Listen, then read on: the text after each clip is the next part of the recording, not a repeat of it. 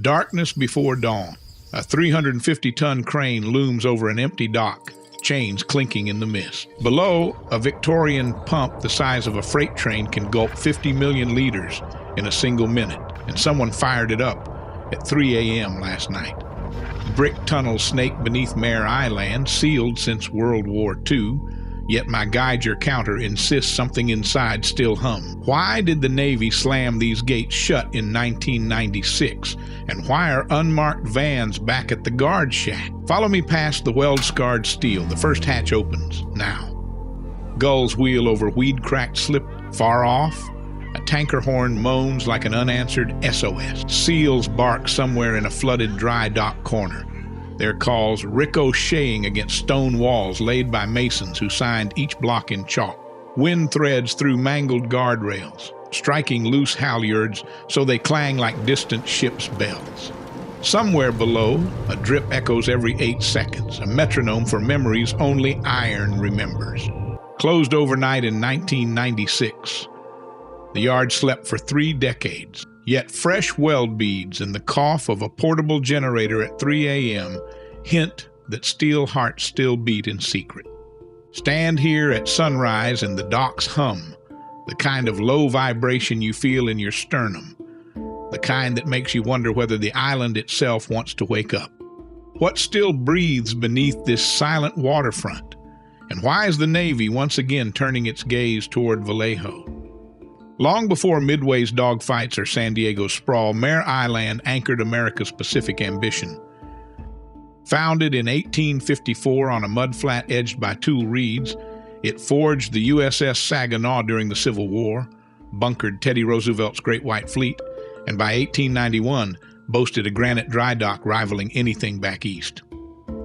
The base was its town. 500 houses, a dairy, a fire brigade in crimson wagons, a police force on horseback, a chapel glowing with Tiffany glass, a theater that doubled as a boxing ring, and a weekly newspaper, the Mare Island Grapevine, delivered to ship berths with steaming coffee at dawn. During World War II, the island earned the nickname Submarine Alley, launching 17 fleet boats in just 3 frantic years, while swing bands belted Boogie Woogie Bugle Boy across blackout-shrouded yards. Post-war crews overhauled Halibut, wired hush-hush sonar arrays, and strapped missile launchers to the battleship Missouri in 1986.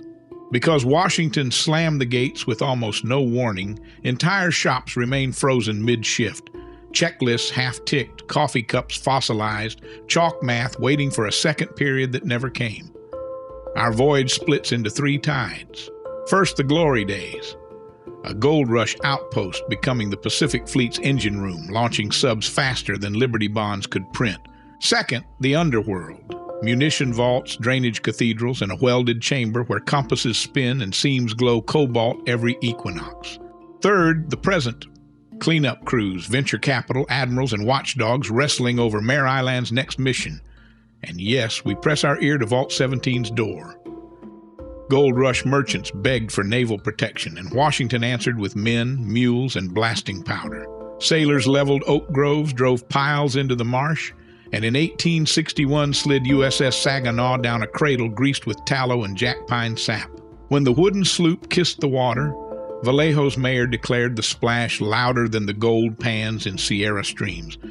Steam soon ruled, coal piers rose like black cliffs, forge hammers flashed molten at midnight, locomotive whistles threaded fog as thick as pea soup.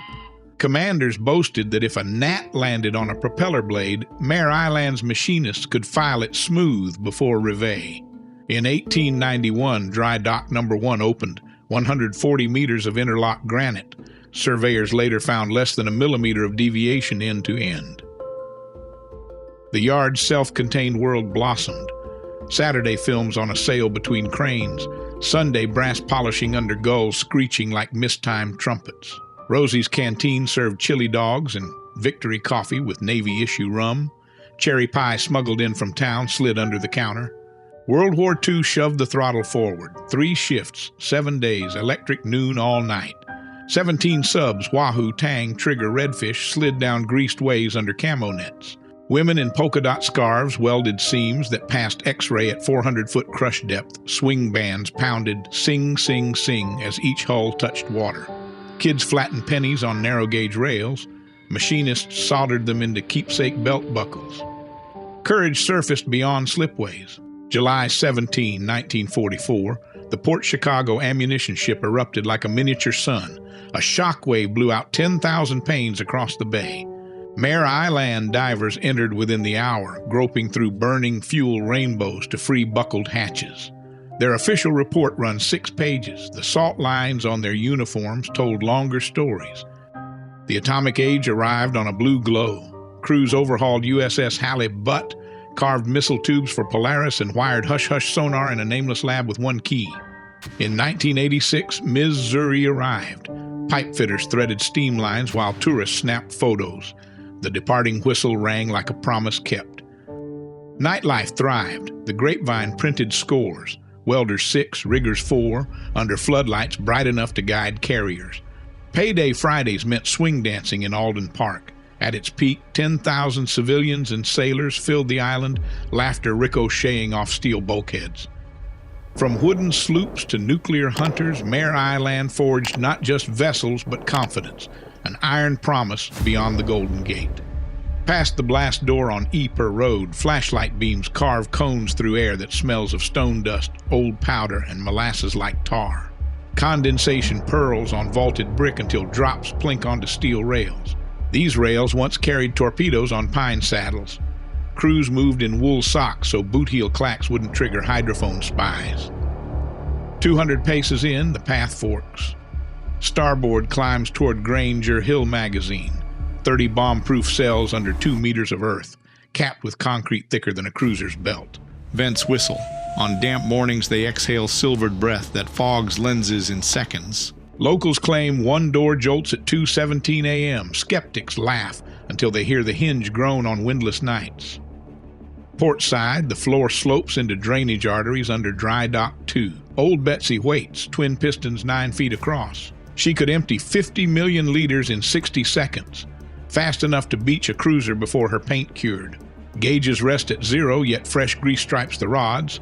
Logs note weekly spin-ups at 3 a.m. per owner directive. Listen close, a faint clack, clack, clack, like Grandma's mantel clock rehearsing midnight. Off the main shaft broods Vault 17, door 3 inches thick, welds like your thumb. A 1963 inventory lists Trident prototype frames, Mark I passive sonar array, design drawings, return on demand. No record shows a return. A compass along the seam spins dizzy. Veteran guards swear a cobalt glow pulses at 3:11 a.m. every equinox. One slid a phone through the jamb. It came out warmer, its compass ruined.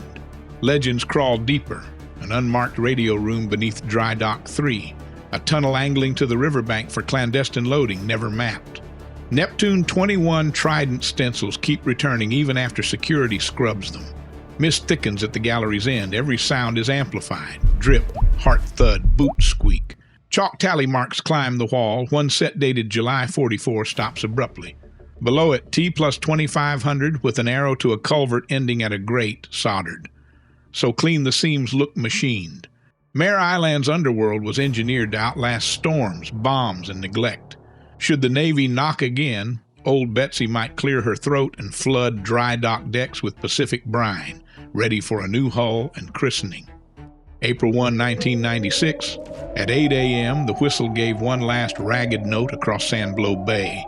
By noon, weld arcs faded to ghostly halos. By dusk, power was cut, cranes frozen mid-swing like dinosaurs in ash. Lead dust glittered on rafters, asbestos drifted like snow, PCB sludge pooled under paint sheds.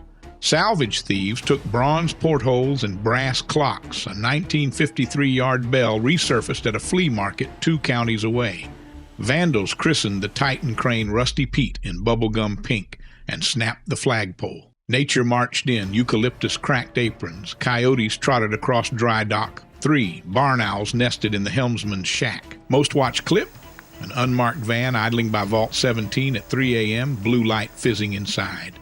Officials shrugged, then quietly added motion sensors. For 2 decades, Mare Island sat in bureaucratic purgatory, too toxic to flip, too historic to bulldoze, too strategic to forget.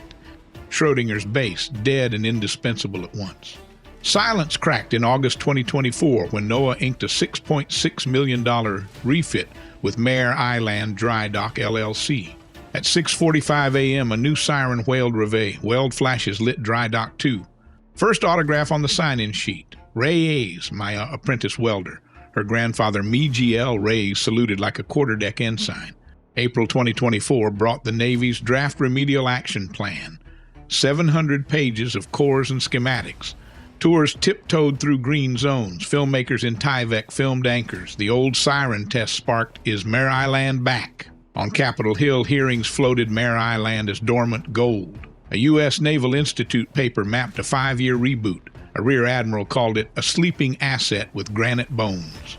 Lobbyists tweeted before the ink dried. Investors followed whispers, breweries in pipe shops, biotech in machine halls, a boutique hotel for the 1896 Commander's Mansion. Founders Day 2025 drew 30,000. Reenactors marched past Dry Dock 1. The tug Thor tooted a triple salute. Deep zones remain sealed. The plan still paints Vault 17 bright red. Old Betsy's logs read, restricted access, authorized personnel only.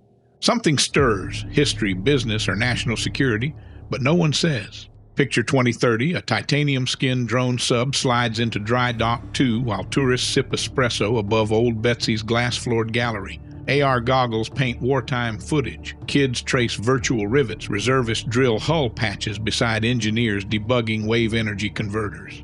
Startups run AI sonar in the flooded culvert. Laptops on ammo crates stamped 1944. But that future isn't guaranteed.